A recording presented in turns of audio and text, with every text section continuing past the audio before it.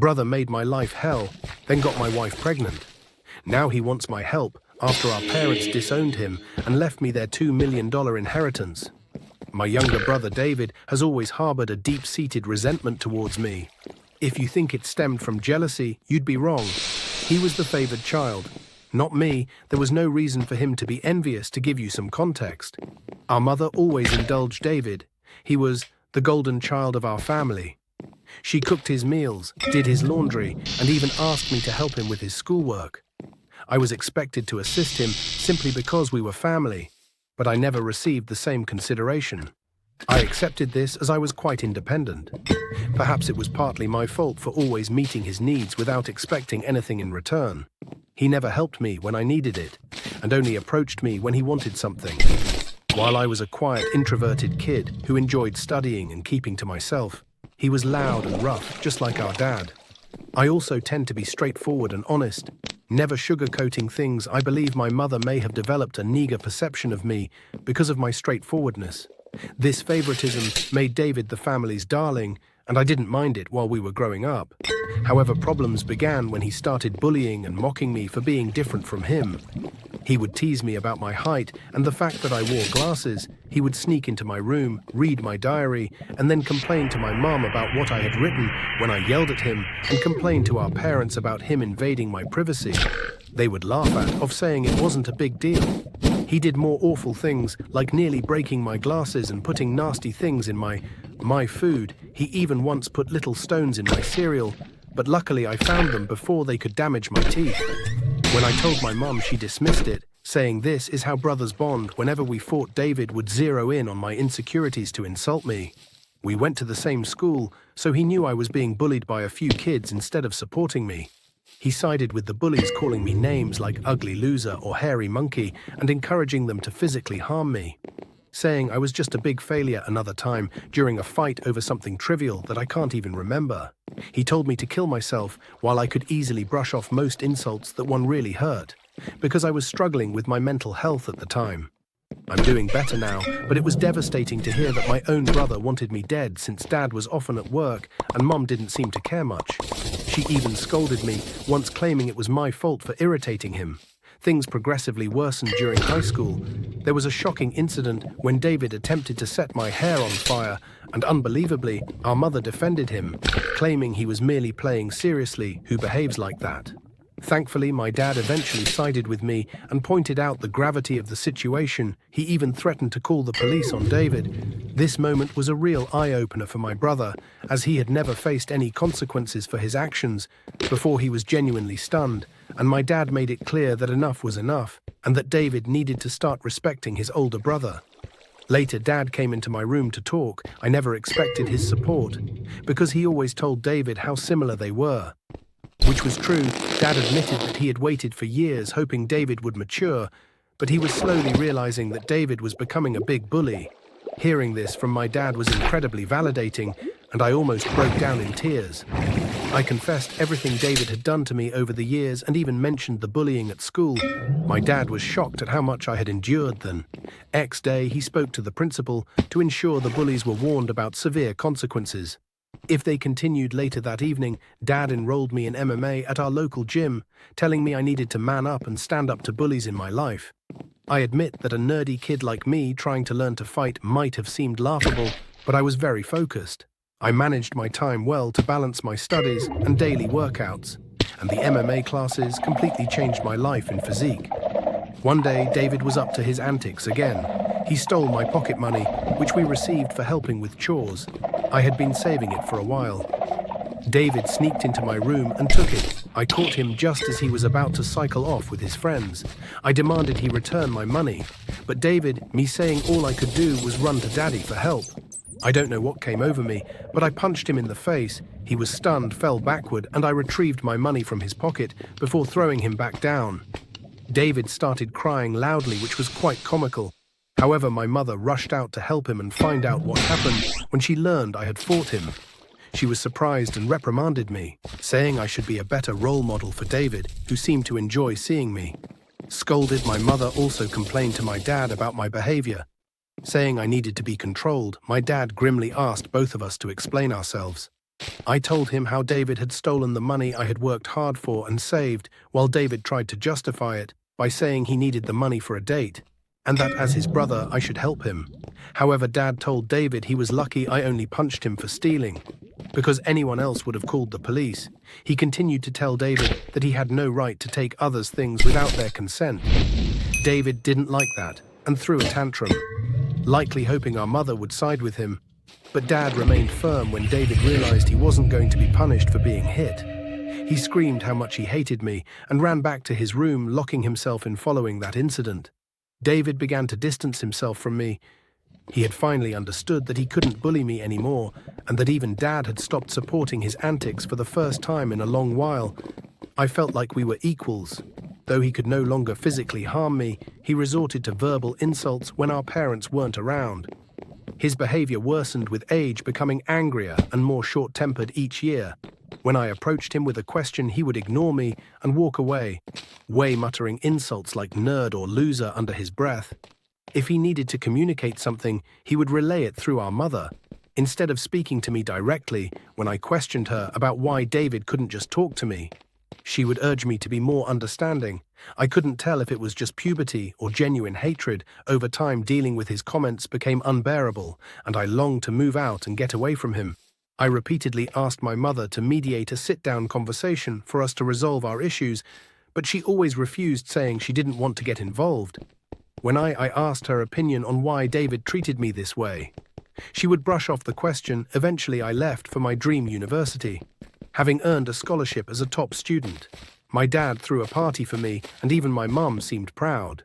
However, David remained aloof and distant, barely acknowledging my achievements. The day I left for university was a mix of excitement for the future and relief to escape the toxic home environment. The first few months at university were liberating. I made new friends, enjoyed my classes, and started to build a life separate from the oppressive atmosphere of my childhood. The constant fear of David's verbal attacks lifted, giving me a newfound sense of peace. During my second year, I met my wife Karen at a frat party through a friend, and we immediately clicked. Coming from a religious background, having kids outside of marriage was frowned upon. However, when we discovered she was pregnant in our final year, we decided to marry right after graduation. Our wedding was a small but joyful ceremony. Our parents were happy for us, and we enjoyed the celebration. At that moment, I believed Karen was the love of my life. I had always envisioned a monogamous relationship, one woman to come home to and share my life with. Despite other women showing interest over the years, I never pursued anything because I was genuinely content in my marriage. Karen was my dream girl, and I never wanted to hurt her. However, I later uncovered 2 incidents of infidelity in our marriage. One was an intermittent affair with her married co-worker that spanned several years, and the other was a brief fling with an ex-boyfriend during a visit to her family. Some might think I was naive, and looking back, I can't completely disagree. Each time we separated for a while, I chose to forgive my wife. I didn't want to raise our child in a broken home and believed we could overcome these obstacles. The affair with her co-worker happened when we were young, and I attributed it to youthful mistakes and poor judgment. For a period, things seemed to get better, although I could never fully trust her again. I did my best to set aside my doubts, knowing that if I chose to forgive, I had to genuinely work toward a fresh start. It's been 4 years since her second betrayal, and I felt confident in my decision to give her another chance. Karen seemed to have changed, and we were genuinely happy planning our family's future. However, 3 months ago, my world was shattered once more when she revealed that she had suggested that our son might not be mine. Her words struck me like a ton of bricks. A mix of shock, betrayal, and disbelief overwhelmed me. I struggled to comprehend the enormity of her confession. In a daze, I managed to ask why she had kept such a significant secret and how she could have done something so devastating. Her reaction was cold and indifferent, as if she were detached from the pain she caused. Her vague responses left me with more questions than answers. It was a surreal and painful moment, confronting the shattered trust and uncertainty about my own family. I continued to press Karen for the truth because I felt I deserved to know the father of the child I had been raising since birth. Ultimately, she admitted it was David. My eyes widened in shock as I asked Karen what she meant. She explained that she and David had become friends when I introduced her to my family, and she stayed with us from Thanksgiving until New Year's. David, usually cold to me, was warm and polite towards her, which made me glad because I didn't want Karen to feel unwelcome. Karen wanted to be accepted into my family, so she spent significant time with my mom. Whenever possible, she noticed the rift between David and me and questioned me about it. I opened up about our strained relationship and explained that we might never repair it, due to his unresolved feelings. Karen understood, but started including David in our outings, hoping it would help us bond. Whenever we planned to watch a movie, she invited David and we watched whatever he chose. During this time, David and I exchanged a few words, which was an improvement compared to his usual silent treatment.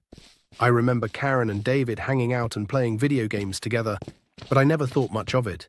Karen told me that one day David opened up to her about his struggles.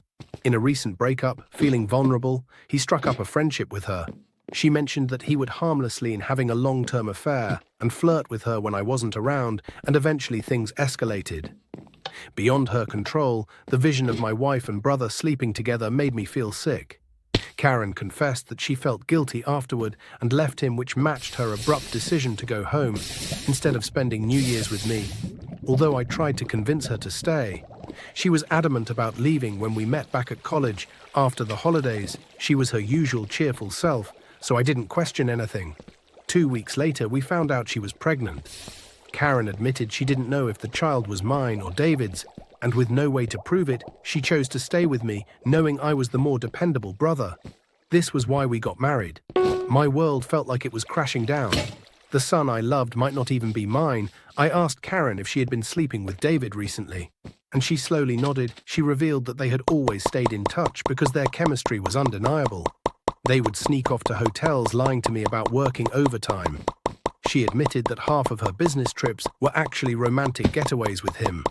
I asked why she married me, if she wanted my brother, and Karen said she didn't want to be the one to break off the marriage. She saw me as a wonderful father to our son and decided to stay. In her words, she made a mistake and didn't know when to stop.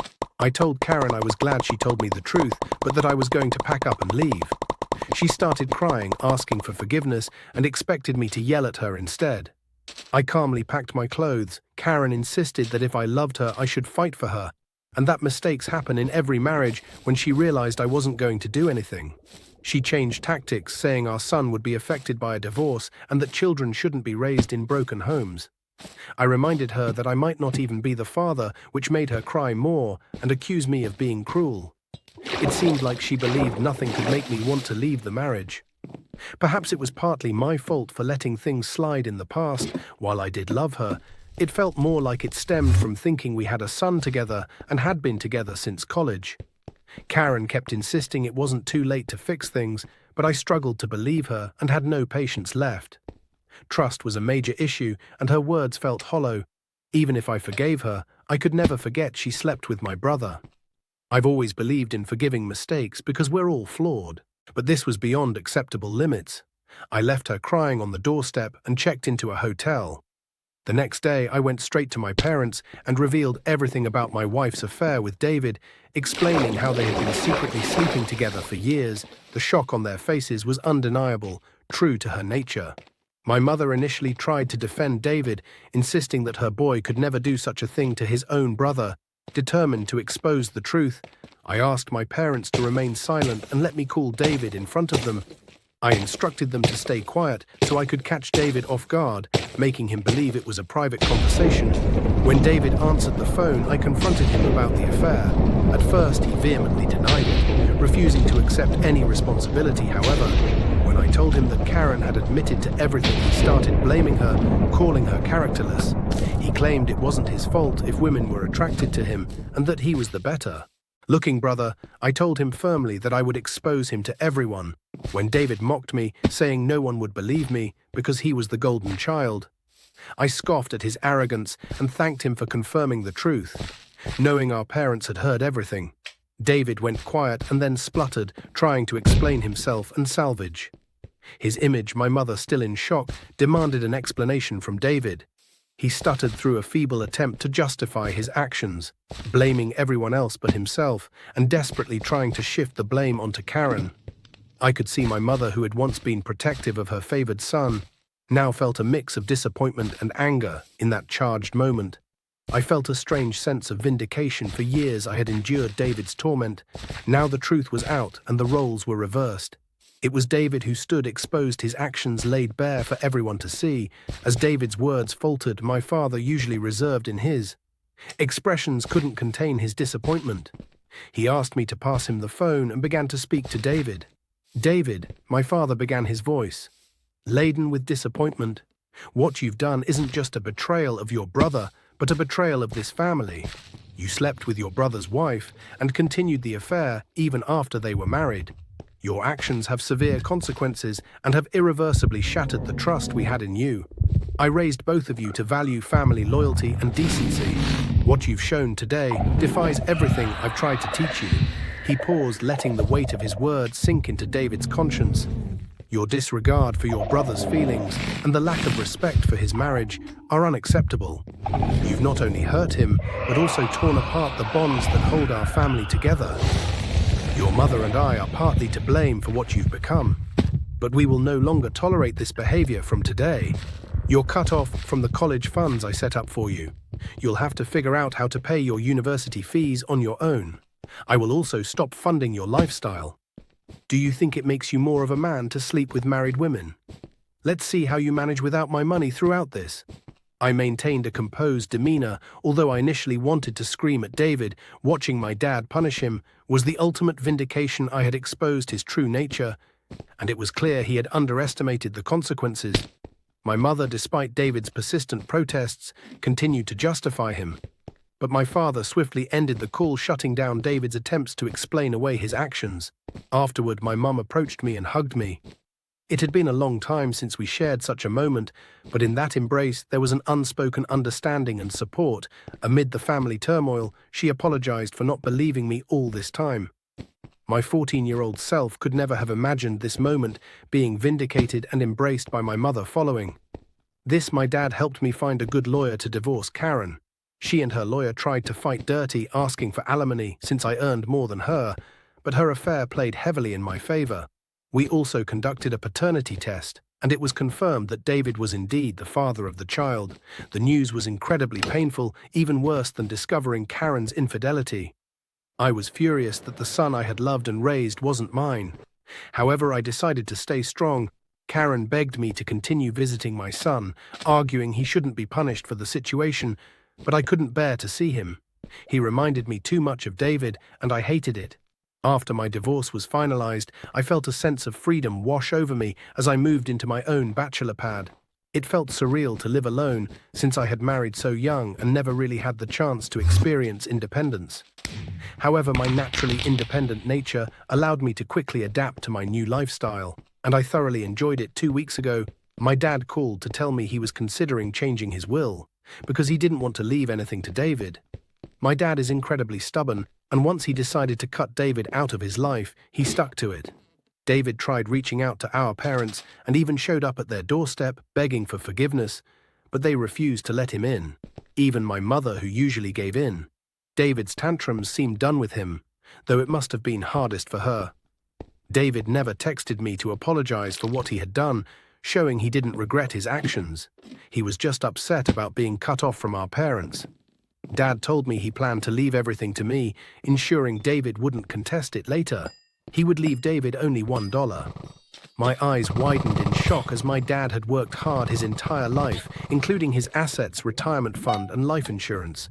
The total came to nearly $2 million. The only condition in his will was that if my dad passed away before my mum, she would continue living in their house, even though ownership would transfer to me. I didn't mind this, as I wanted to care for my mum. In her final days, somehow David found out about this and, unable to reach our parents, called me yesterday, trying to make amends.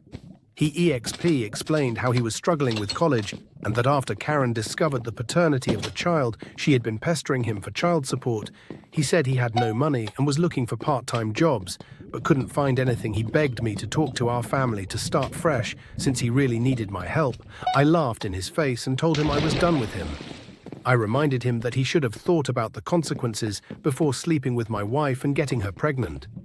David argued that I was being unfair and that Karen was also to blame, to which I agreed. I reminded him that I had divorced her, making her his responsibility. Now he shouldn't be calling me to complain about her or the child, since these were the consequences of his own actions. David started to raise his voice, but I interrupted, reminding him that he was no longer the favored child in the family, but the black sheep who had slept with his own brother's wife. At that moment, David began to cry, telling me how everyone, including our grandparents and relatives, had turned against him. While this was true, it was no longer my concern. I told him we were done and that he should never call me again. Since I no longer considered him my brother, since then I've replayed the conversation in my mind despite my hatred for my brother. I had never heard him cry, at least not since we were kids. I won't lie, it did hurt me a bit to see him so helpless. So I guess I'm here to ask if I should talk to our parents about him, or if I would be an if I don't update one. Hi everyone. Many of you have been asking why I am no longer in contact with my son Henry, and some have even called me cruel. I need to explain that I am not comfortable raising another man's child. This isn't a stepson situation. I was led to believe Henry was my son, only to later discover he is actually my brother, David's son naturally. This revelation hurt deeply, and I cried over it for days. The main reason I don't want any contact with Henry is that I no longer want Karen in my life. If I remain connected to her child, she will find a way to re-enter my life, and I need my space. You may think I'm cruel or selfish, but I can't see him ever again. At least not for a very long time. Update 2. Most of you correctly guessed that it was my mother who informed David about my dad changing his will, leading David to call me as a last resort. To fix things, I confronted her in front of my dad, and she broke down, saying I had punished David enough and that he had learned his lesson. My dad firmly told my mother that if she believed what David did was forgivable, then he could no longer stay married to her because he could never forgive such a betrayal. This threat silenced my mother. My dad made it clear that if she ever talked with David again, and we found out, she could pack her bags and leave. As I mentioned, my dad is very stubborn. Hopefully my mother will learn from her mistakes. Update 3. Reddit. It's been 5 months since my last update. My relationship with my parents has improved over the past few months.